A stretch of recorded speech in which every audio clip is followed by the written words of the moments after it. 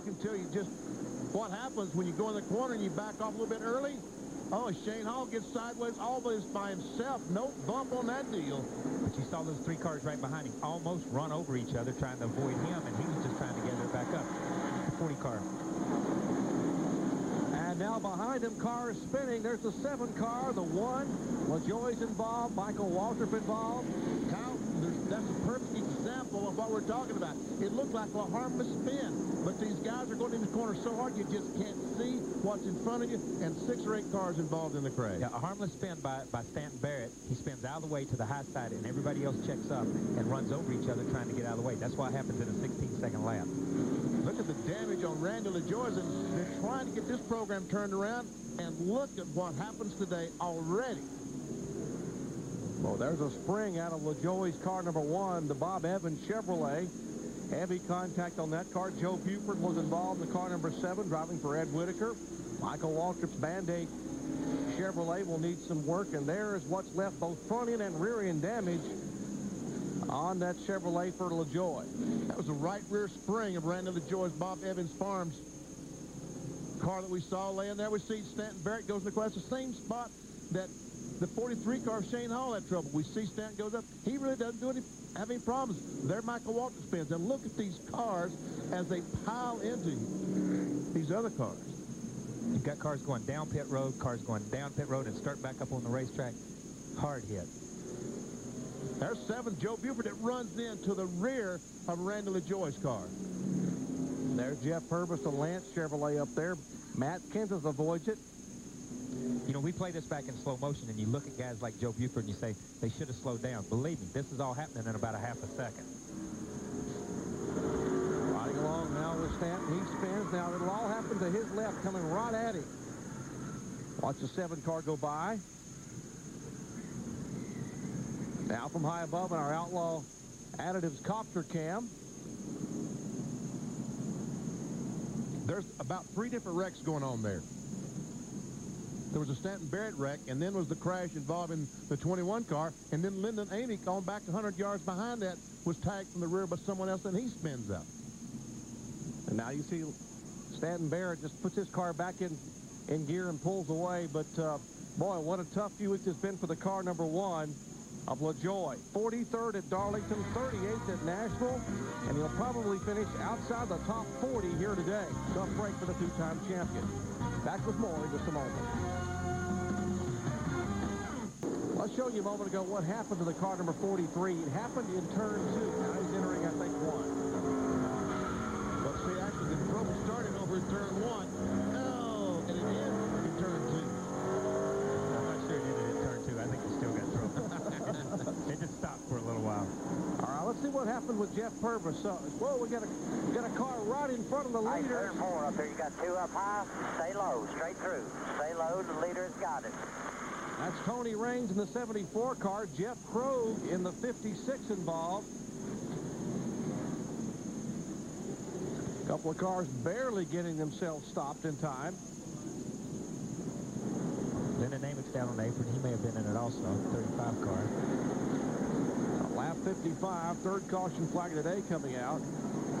Why the caution flag? Well, lap 55. We'll show you what happened. Right in front of the leader. And we see Adam Petty and Mike McLaughlin barely gets by. We see the damage between Tony Raines and Jeff Krogh. And here's Matt Kenseth. Oh, there's Phil Parsons, runs in the back of Tony Raines.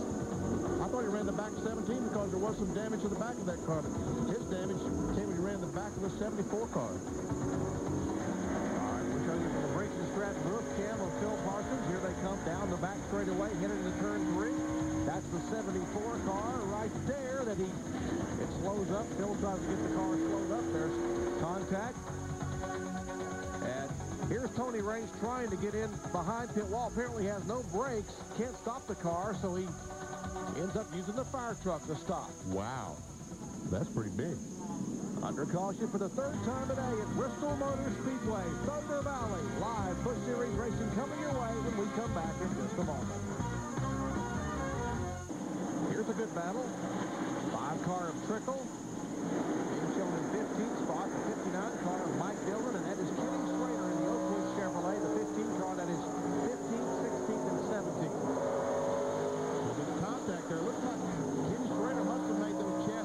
confidence if he's trying to pass these guys on the outside. He must think he's got a pretty good race car. And he's alongside Trickle right now on turn 4.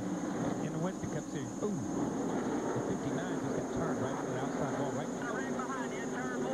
Got a ring behind you in turn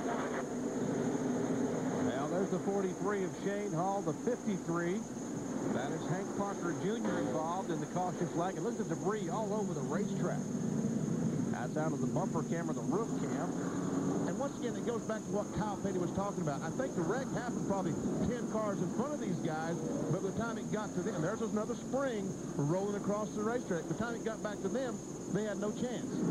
Yeah, I think the 59 car got turned. He just come up on somebody or somebody came down on him, and they checked up a little bit. You see the 59 car right here behind Kenny Schrader and those guys. He gets turned right at the start-finish line. He hits. These guys are checking up a little bit, and the accident happens back behind them going into turn 1. Everything happens so fast. You're running so fast this racetrack. If something happens in front of you, it just takes a miracle to not be involved. From the Lysol roof cam, we'll take a look at Elton Sawyer's vantage point. And, oh, there's contact with Mike Dillon in the Kingsford Chevrolet. All right, from Shane Hall's roof camera. Down into the back of Glenn Allen, the Barbasol car, and there, nowhere to go is Hank Parker Jr. So that's why those two cars had contact out in turn 1. There is Shane Hall walking away from a damaged race car. Boy, that's what it's all about at Bristol, Tennessee. You heard the song, The Bristol Stomp? Well, it's a close encounter of the concrete kind. Not the kind the drivers like to have, but it happens often here at Thunder Valley. Back in a moment. Because you've hammered on the back of that 64, and you've hammered on the back of that 64, and then you make a mistake, the car gets around you, and then he runs up there, and the guy in the 64 lets his brother around him. Goes back in line in front of him. It's kind of disheartening, isn't it? Yes, it is. Here's Brad Loney and Terry Labonte, the 90 and 44 cars. That battle was heating up. There we go. Fourth position. That's for 11th spot.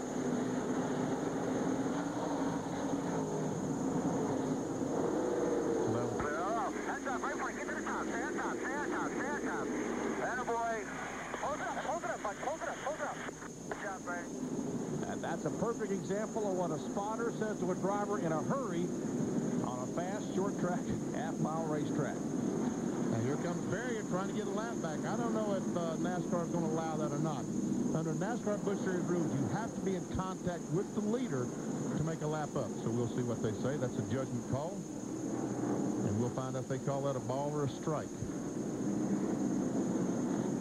Well, we work in caution for the 5th time. There's Ed Barrier. I'm going to have to give a call a barrier. I think in a 16-second lap, you're in constant contact with the leader, no matter what. And there's Jimmy Kitchens, one of the rookie drivers from Birmingham, the Air Jamaica Chevrolet. That produced the caution. Jimmy, did he hit you or what happened?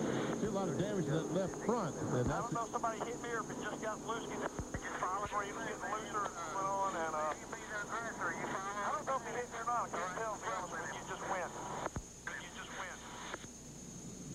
All right, that car going around up in turn 4, which produced this caution flag number 5 on lap 93. Under caution, under beautiful sunny skies here in eastern Tennessee. Busch Series action continues from Thunder Valley in a moment.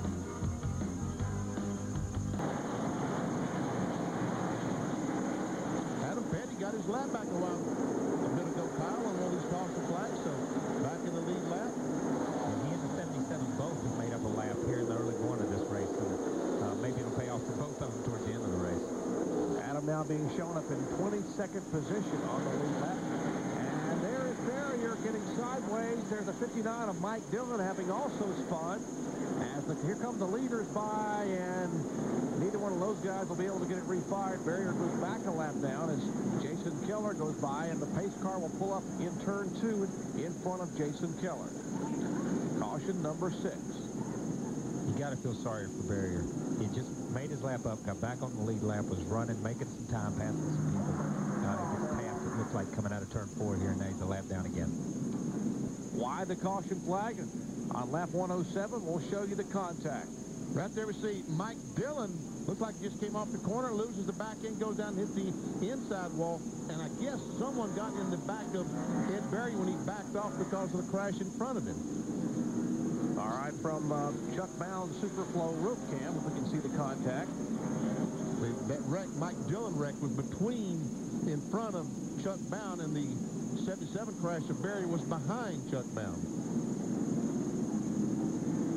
There we see the 77 car. Now that's Tony Roper right behind him. I guess, yes, that's who gets in the back of Ed Berrier, as Bobby Hillen barely gets by on the outside. But that's a good example. One car gets into another, Bobby Hillen just squeezes through. Under caution for the 6th time today, coming on lap 107, Berrier and Dillon involved. Driving around here without hitting anything. Well, Jason Keller had a car length separation a moment ago, guys, and now he's pulled away to about 3 car lengths. And that time he was about a mile per hour faster than Dale Earnhardt Jr. The last time he ran 117.9, Earnhardt's 117.0. Last time Jason Keller led a lap in Busch competition was a year ago in this race. He led 1 lap. That was the only lap he led all year long in 1998. Oh, wow, what a difference he's had here in 99.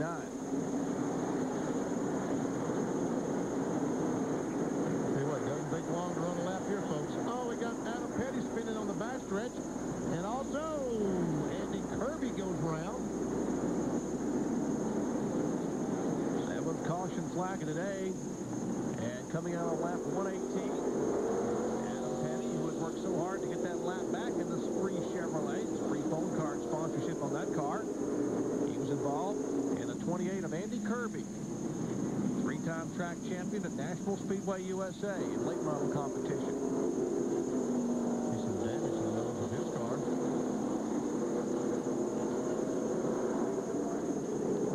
And let's check in the Matt Kenseth pits with Ray Dunlap. Ray? Well, guys, this caution is definitely going to be a break for Matt Kenseth, no doubt about it. He had a very tight race car, and the last couple of laps, he's lost a few positions out there on the racetrack. Todd Bodine got by him in the number 66 car, so they are going to make a wedge adjustment. Robbie Reiser talking to Matt right now, deciding if right now is when they want to pit. I'm pretty sure they'll come down the next time by. Well, he'll be pitting on the backstretch, so we'll check and see if he makes that pit stop. Meanwhile, let's see if we can tell what happened. There we see Adam got together, looked like with Ed Berrier. And Andy Kirby gets punted from behind, and Sterling Marlin goes down between Adam and the inside guardrail. Now watch this roof camera of Sterling Marlin.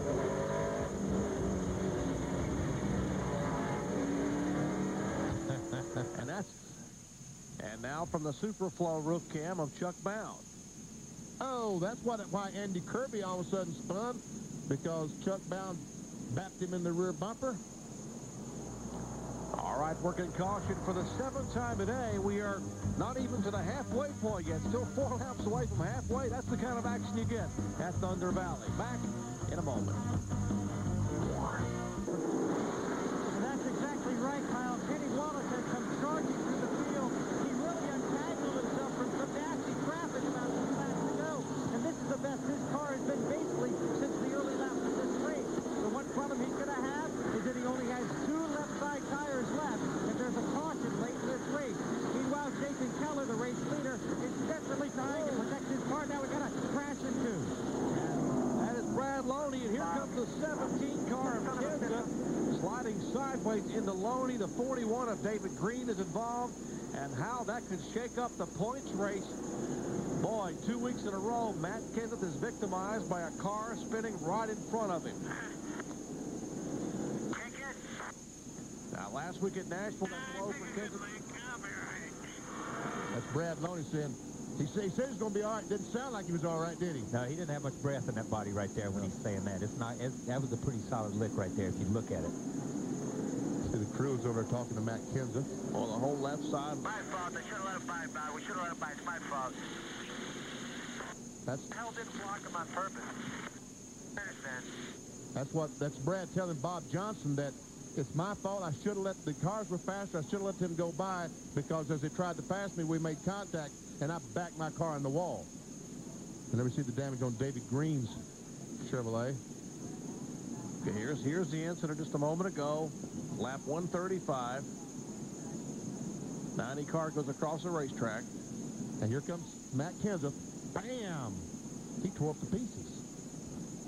Hard hit. That was a very, very hard hit. There's another car up on the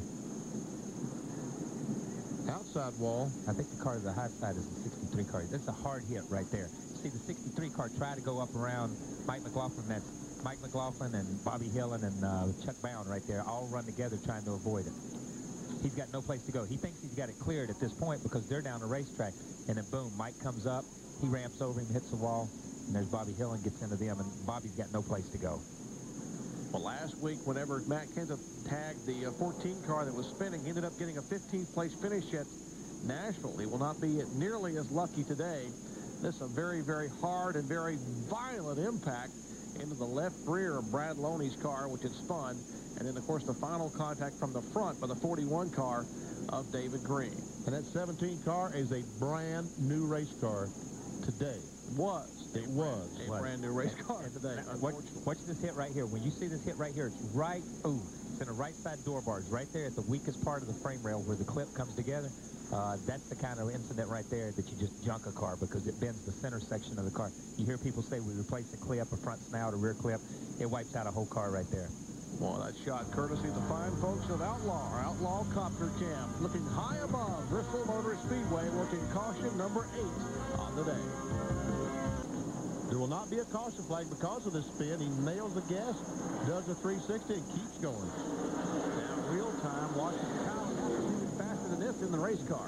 It happens about twice that fast. And look, you can't even see coming off the corner down to the next corner. What happened was everybody slowed down, so it's totally changed the way the cars are running on the racetrack right now. They got them all bunched back up again. All right, all you University of Tennessee fans, Sterling Marlin on the move. We got less than 100 laps to go, 173 complete that time by. Only a second start in 1999 in Busch competition. And here's a pretty good battle, Benny. Elton Sawyer trying to hold off Kenny Wallace, the 98-25. Battle for 6th spot. That's Bill Parsons. He has a damage race car inside. He's about 8 or 9 laps down right now. There comes Sterling Marlin, our 8th place car. Kenny Schrader's back in 9th spot. All these cars running more position without Pick Adam Petty. He's a lap down, is he, Kyle? Oh, there's the Kevin Grubb car. Almost. No caution yet. No caution. Everything's clear. Come on. Head hard. Come on. Oh, now we got a wreck. Caution will be out when you get there. Caution is out. And playing somebody's one car, that's Chuck Bound's Superflow machine. Comes to a rest just prior to the start-finish line here out of turn 4, and that will bring out caution number 9 on the day on lap 176. Heavy damage on the front and rear of that Jeff and Hubert Hensley-owned car. And there's the points leader, the Gould's Pump Chevrolet, who thus through 7 or 8 caution flags had avoided most of the incidents, but this one got him. I think he's broken the radiator or knocked an oil line off something. That's the car is running too well for this to be an engine problem. It's either oil or water that line. I think this water. I think he's broken the radiator. Yeah, he's broken something like that because it doesn't look like the tires rubbing or anything that bad. And there's riding along with Elton Sawyer. He would be our new points leader in the car number 98, the Lysol Ford, Akins and Sutton Racing. See if we can show you what happened a moment ago here on lap 176. See, Steve Grissom gets in the back of Kevin Grubb. That's what started the spin. Meanwhile, Jeffrey Bodine and the 34 car, I guess the McLaughlin ran in the back of Jeffrey Bodine is where it broke his radiator. Yeah, I think that's a good call. I think you're exactly right on that when he hit him so hard. All right, let's go down to the pits and Bill Weber. There's the battle we're talking about. Both these cars hugging the bottom of the racetrack right on that yellow line. Blaney gets a little bit loose off the corner. Keller tried to get alongside. Now he does. Little rough as he goes by. Jason Keller's car is incredible. To make it stick right there, he had his left side tires on the flat. Blaney didn't give him any room at all. And he shouldn't have given him any room, but he didn't give him any room at all. And Keller just stood in the gas and drove by him. Now look how far the 3 car of Earnhardt Jr. has pulled away. It's like a Saturday afternoon drive in the Tennessee sun. There is Earnhardt Jr. Okay, let's wait. Let's see where the second place comes. Oh, see Jeff Green in the wall. And now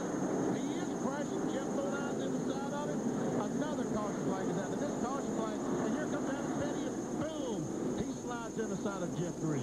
Yeah, he got hit from behind right there. But we was talking about the 57 car. The 57 car picked up 2 positions there in about 3 corners. That was a huge break for Jason Keller, because now he gets to make up all that distance that Dale Earnhardt Jr. had pulled away, but a lot of damage to last week's winner. Well, and when talk about the point standings changing, last week's winner, Jeff Green, coming in 5th spot, just 55 points separating the top 5, and now he takes the damaged car behind the wall. Here's Jeff Fuller's Alvarez car, the Meredith Ruark machine, showing smoke from the back of it. Let's show you again what brought out caution number 10. I thought that the 64 car of Jeffrey Bodine was who made contact with Jeff Green. And there we see Jeffrey Green goes up, and boom, once again they get together.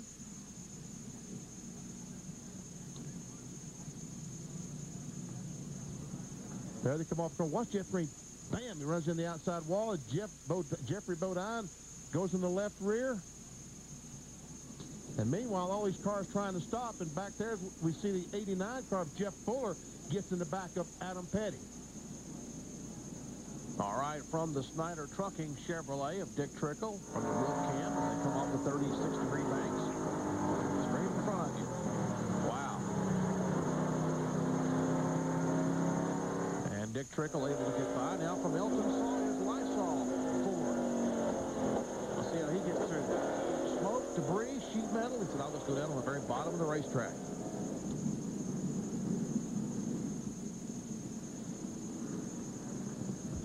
Well, there's the contact. Boom. They hit this. That's no light hit either. And watch Jeffrey Bodine go up across the side of the car. Wow. Contact continuing here at Bristol Motor Speedway as we bring caution number 10 out on lap 198. We are 50 laps away, ouch, from conclusion here at Bristol, and it continues to get hotter and hotter. Don't go away.